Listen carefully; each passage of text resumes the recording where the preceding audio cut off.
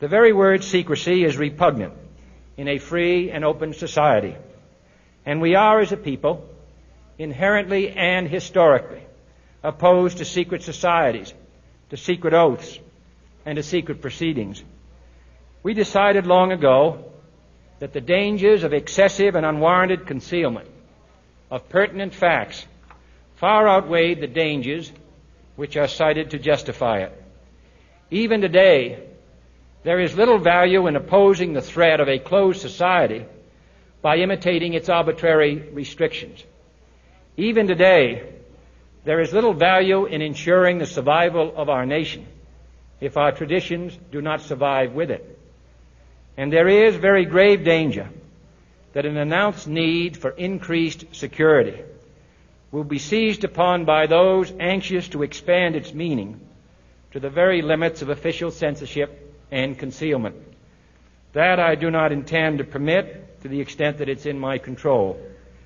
And no official of my administration, whether his rank is high or low, civilian or military, should interpret my words here tonight as an excuse to censor the news, to stifle dissent, to cover up our mistakes, or to withhold from the press and the public the facts they deserve to know.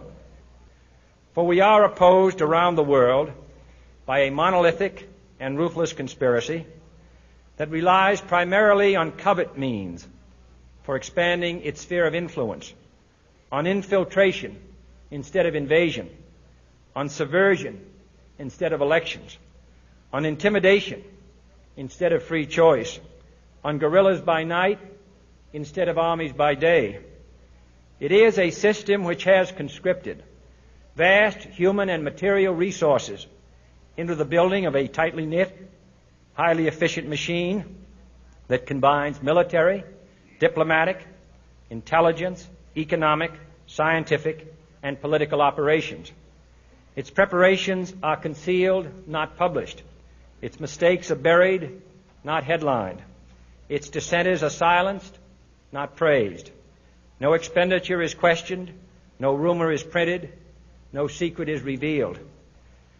No president should fear public scrutiny of his program, for from that scrutiny comes understanding, and from that understanding comes support or opposition, and both are necessary.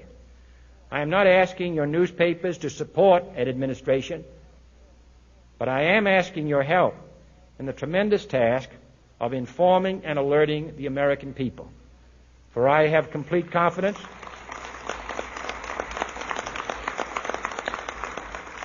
in the response and dedication of our citizens whenever they are fully informed.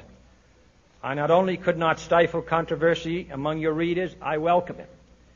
This administration intends to be candid about its errors. For as a wise man once said, an error doesn't become a mistake until you refuse to correct it. We intend to accept full responsibility for our errors, and we expect you to point them out when we miss them. Without debate, without criticism, no administration and no country can succeed, and no republic can survive.